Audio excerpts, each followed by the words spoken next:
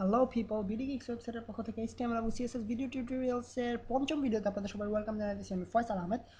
So আমি just আগের video tutorial একটা টিউটোরিয়াল জাস্ট প্লে করলাম এবং দেখলাম যে আসলে আপনারা যখন ছোট করে ইউটিউবে দেখবেন ভিডিওগুলো তখন সম্ভবত একটু ছোট দেখাবে আপনার কাছে লেখাগুলো। সো ওই জন্য আমি ঠিক করলাম আর একটু জুম করে দেবো স্ক্রিনটাকে, অর্থাৎ আপনারা যেন সহজে বুঝতে পারেন লেখাগুলো। আশা করি আপনারা সবাই বুঝতে পারতেছেন লেখাগুলো, এবং কোথাও কোনো লেখা বুঝতে অসুবিধা হলে অবশ্যই আমাকে কমেন্টে জানাবেন এবং আমি অবশ্যই ঠিক করে দেওয়ার চেষ্টা করবো অথবা জুম ইন করে দেওয়ার চেষ্টা করবো। অ্যান্ড সবচেয়ে ভালো আপনারা যদি ইউটিউবে দেখার সময় ভিডিওগুলো ফুল স্ক্রিন করে দেখেন তাহলে আপনার জন্য বুঝতে সুবিধা হবে এবং অনুযায়ী কাজ করতে সুবিধা হবে। তো আজকে ভিডিও টিউটোরিয়ালে আমরা শিখবো, এখন আমরা টেক্সট সম্পর্কে কিছু কথা বলবো। আই মিন জাস্ট আগের ভিডিও টিউটোরিয়াল সিকোয়েন্সিয়াল একটা টিউটোরিয়াল আজকেরটা। সো আজকে আমরা শিখবো কীভাবে টিউটোরিয়াল আই মিন টেক্সটগুলোকে অথবা লেখাগুলোকে কীভাবে কুল করা যায় অথবা দেখতে সুন্দর করা যায়। সো ধরা যাক আমরা কোনো একটা কথাতে আমরা জোর দিতে যাচ্ছি অথবা কোনো একটা জিনিস আমরা ভিউয়ারের চোখে লাগাতে যাচ্ছি। সো সেক্ষেত্রে আমাদেরকে অবশ্যই লেখাটা একটু বড় সাইজের হতে হবে এবং বোল্ড টাইপের হতে হবে। সো সেক্ষেত্রে আমরা কী করবো, এক্ষেত্রে আমাদেরকে একটা ট্যাগ ইউজ করতে হবে। সেটা হচ্ছে টেক্সটের ক্ষেত্রে আমরা এই ট্যাগটা ইউজ করি, সেটা হচ্ছে স্ট্রং ট্যাগ। ধরা যাক আমরা চা দোকানের কথাটাকে আমরা বড় করে দেখাতে চাচ্ছি, অথবা হ্যাঁ, চা দোকানটাকে বড় করা যায়। সো আমাদেরকে যেটা করতে হবে সেটা হচ্ছে স্ট্রং, এই ট্যাগটার নাম হচ্ছে স্ট্রং ট্যাগ। এর মধ্যে আমরা লেখাকে বোল্ড করি। এটা হচ্ছে বেসিক্যালি XHTML অথবা HTML যেটাই বলেন, সেক্ষেত্রে আমরা ইউজ করে থাকি এই ট্যাগটা। সো আমরা স্ট্রং ট্যাগ তারা ক্লোজ করে দিই, স্ট্রং। সো বেসিক্যালি এটা হচ্ছে, এখন আমরা যদি এটাকে সেভ করে ব্রাউজারে যদি আমরা ওপেন করি, আমরা দেখতে পারবো যে লেখাটা চা দোকানের লেখাটা বড় হয়ে গেছে, অর্থাৎ বড় হাতে হয়েছে। আপনারা দেখতে পাচ্ছেন যে বড় না ঠিক এক্স্যাক্টলি, আই মিন আপনারা নিশ্চয়ই খেয়াল করতে পারতেছেন যে সব লেখার মধ্যে লেখাটা একটু বেশি করে চোখে পড়তেছে। আই মিন চা দোকানে, অর্থাৎ এটা বোল্ড টাইপের হয়ে গেছে, লেখাটা একটু গাঢ় কালি। সো এটা হচ্ছে বেসিক্যালি স্ট্রং ট্যাগ, অর্থাৎ বোল্ড করার ক্ষেত্রে লেখাকে, আই মিন আমরা যদি ভিউয়ারকে অ্যাট্রাক্ট করতে চাই কোনো একটা লেখার প্রতি, সেক্ষেত্রে আমরা এটা ইউজ করবো। আরেকটা জিনিস হচ্ছে, সেটা হচ্ছে ইটালিক, অর্থাৎ আপনারা ব্যাপারটা আসলে কোথা থেকে এসেছে আমি ঠিক জানি না। আই মিন এটাকে ইটালিক বলার কারণ কি আমি ঠিক জানি না। সম্ভবত পিসা সিটিতে একটা বিল্ডিং আছে, সেটা যেটা হেলানো থাকে, আই মিন হেলে আছে মাটির দিকে, স্ট্রেট বিল্ডিং না। সো সেখান থেকে ইটালিক আসতে পারে, আই মিন আমি ঠিক শিওর না। সো আপনারা দেখে নেবেন ইটালিকটা কোথা থেকে আসছে। বাট ইটালিক ফন্ট কি আপনারা নিশ্চয়ই জানেন যে ইটালিক টেক্সট মানে হচ্ছে একটু বাঁকানো টাইপের টেক্সট।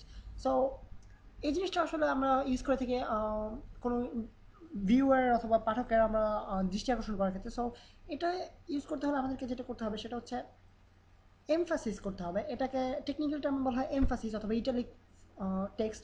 সো এমফাসিস করার জন্য আপনারা নিশ্চয়ই ভাবতেছেন যে এটা তো নর্মালি আমি ইটালিক লিখবো অথবা এমফাসিস লিখবো, এমফাসিস, বাট আসলে তা না। এখানে আমাদেরকে লিখতে হবে ইএম, জাস্ট ইএম। এই লেখাটা হচ্ছে ট্যাগের name. So EM tag name, আমরা ধরা যাক মামার কথাটাকে আমরা, যেহেতু এটা একটা ভাবের ডায়লগ, সো আমরা এটাকে ইটালিক করে দেবো এবং এখানে আমরা ইটালিক করে দিই যেন সব ক্ষেত্রে চোখে পড়ে, আমরা বুঝতে পারবো যে আসলে কোন ক্ষেত্রে ইউজ করবো। আই মিন ধরা যাক আমরা একটা ওয়ার্ড, ধরা যাক আমাদের ওয়েবসাইটের নামটা আমরা সবসময় ইটালিক হরফে লিখবো। সম্ভবত বিডি গিক্স ওয়েবসাইটে আপনারা গেলে দেখতে পাবেন যে যদি আমি ওয়েবসাইটের বিডি গিক্স কথাটা যত জায়গায় ইউজ করা আছে আপনাদের চোখে চোখে ধরা দিতে চাইতাম, আমি আই মিন আপনাদেরকে স্পেশালি অ্যাট্রাক্ট করতে চাইতাম যে বিডি গিক্স নামটার ক্ষেত্রে, সেক্ষেত্রে আমি এটাকে ইটালিক করে দিতে পারি অথবা স্ট্রং করে দিতে পারি। সো বেসিক্যালি এটা হচ্ছে টেক্সটকে ইমফাসিস করা অথবা টেক্সটকে স্পেশাল কোনো ক্যারেক্টারে পরিণত করার সুবিধা। সো আমরা যদি এখন এটা সেভ করে রান করি, আপনারা দেখতে পাবেন লেখাটা বাঁকা হয়ে গেছে। মামা লেখাটা যত জায়গায় আছে সব জায়গায় বাঁকা টাইপের হয়ে গেছে লেখাটা। আপনারা দেখতে পাচ্ছেন এখানে মামা লেখাটা একটু বাঁকা টাইপের এসেছে এবং এখানেও মামা লেখাটা একটু বাঁকা টাইপের এসেছে। সো আই মিন মাম্মা, কালকে তো চা দোকানে দেখলাম না। আই মিন বুঝতে পারতেছেন নিশ্চয়ই যে একটা হচ্ছে ইটালিক একটু এমফাসাইজ করে, আই মিন এমফাসাইজ করে কীভাবে বলে আমি ঠিক বুঝতে পারতেছি না। আপনারা কেউ জেনে থাকলে আমাকে জানাবেন কীভাবে বলে থাকে। সো এটা হচ্ছে বেসিক্যালি ইটালিক এবং এমফাসিস, অথবা ইটালিক অথবা এমফাসিস এবং স্ট্রং টাইপ অফ টেক্সট। দেন আমরা চলে যাই আমাদের নেক্সট টপিক হরাইজন্টাল লাইন সম্পর্কে আপনাদেরকে একটা আইডিয়া দেওয়া যাক। সো এটা হচ্ছে বেসিক্যালি বলা যেতে পারে একটা লাইন, আই মিন ওয়েবসাইটের এই যে কোনো ওয়েব পেজের এই মাথা থেকে ওই মাথা পর্যন্ত একটা লাইন। তো আপনারা নিশ্চয় ভাবতেছেন এই টাইপের ডাম্প জিনিসের কী দরকার, আই মিন কেন আমি ওয়েবসাইটের মাঝখানে একটা লাইন চাবো। বাট আপনাদেরকে যদি একটু দেখানো হয় তাহলে আপনারা বুঝতে পারবেন আসলে জিনিসটা অনেক ওয়েবসাইটে আপনারা দেখে আসছেন। আই মিন আপনারা যারা নেটে সার্চ করতে পছন্দ করেন তারা হয়তো অনেক ওয়েবসাইটে দেখেছেন যে আই মিন এই মাথা থেকে ওই মাথা পর্যন্ত লাইন আছে, বাট ঠিক আলাদাভাবে খেয়াল করেনি আসলে এটা একটা লাইন। সো আপনাদেরকে দেখানো যাক আসলে ব্যাপারটা কি। সো এক্ষেত্রে আমাদেরকে যে ট্যাগটা ইউজ করতে হবে সেটা হচ্ছে সিঙ্গেল ট্যাগ। আগে টিউটোরিয়ালে আপনাদেরকে বলা হয়েছে কিনা সেটা আমার মনে নেই ঠিক, যে এগুলোকে বলা হয় single tag. I mean line break অথবা হরাইজন্টাল লাইন, এগুলোকে বলা হয় সিঙ্গেল ট্যাগ, আর এগুলোকে তো বলা হয় ডাবল ট্যাগ, যেগুলো ওপেনিং এবং ক্লোজিং আছে। আর যেগুলো ওপেনিং এবং ক্লোজিং নেই, জাস্ট একটা ট্যাগ, সেগুলোর ক্ষেত্রে বলা হয় সিঙ্গেল ট্যাগ।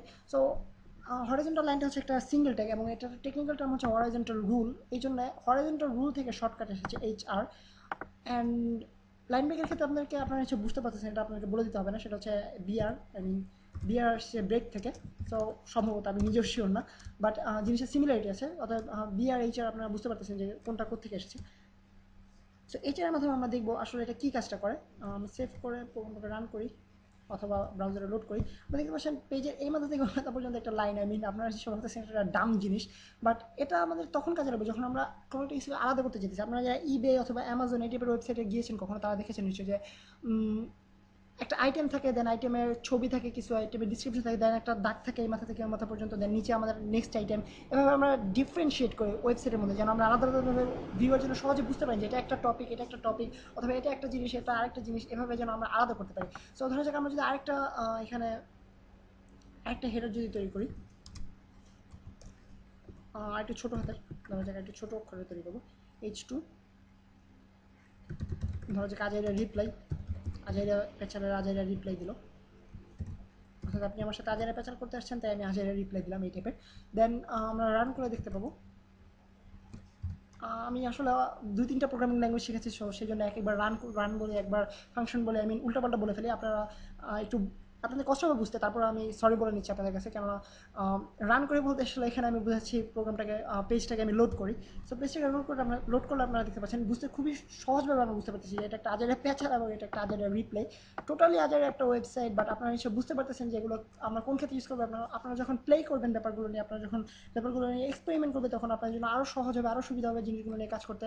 আপনারা বুঝতে পারবেন কোনটা কোন ক্ষেত্রে আপনারা ইউজ করতে পারেন। সো আপনাদের কাছে আমি এইটুকু এক্সপেক্ট করবো যে আপনারা নিজেদের ইচ্ছে মতো এক্সপেরিমেন্ট করবেন জিনিসগুলো নিয়ে, এবং যে জিনিসগুলো শেখানো হয় সেগুলো বারবার প্র্যাকটিস করবেন, কারণ আমরা যখন ওয়েব ডেভেলপমেন্ট করবো সেক্ষেত্রে আমাদের প্র্যাকটিসটা অনেক বড় একটা অপশন, অথবা বড় একটা অ্যাডভান্টেজ বলা যেতে পারে। আমরা প্র্যাকটিসের মাধ্যমে আরও বেশি বেশি শিখতে পারবো। সো আজকের ভিডিও টিউটোরিয়াল এই পর্যন্ত। নেক্সট ভিডিও টিউটোরিয়াল আপনাদের সাথে আবার দেখা হবে। সে পর্যন্ত আমি সাইন আপ করতেছি ফয়সাল আহমেদ।